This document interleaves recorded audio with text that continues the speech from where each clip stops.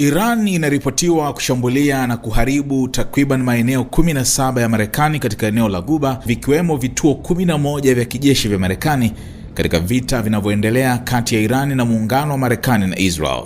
Kwa mujibu wa ripoti ya gazeti la The New York Times, taarifa hiyo inatokana na uchambuzi wa picha za satellite, video zilizothibitishwa na kauli rasmi za maafisa.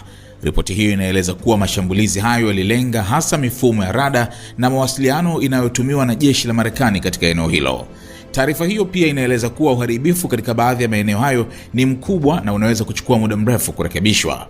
Maafisa wa Marekani walionukuliwa walisema uwezo wa Iran kushambulia maeneo muhimu ya Marekani ulizidi matarajio ya awali ya utawala wa Rais Donald Trump. Wakati huo huo, Marekani imesema imefanya mashambulizi makubwa dhidi ya shabaha za kijeshi za Iran tangu kuanza kwa vita hivyo.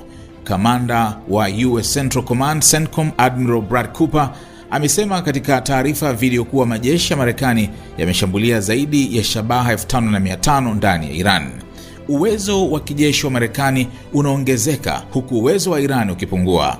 Tunazingatia malengo ya wazi ya kijeshi ya kuondoa uwezo wa Iran kushambulia wa Marekani na majirani zake, alisema Cooper.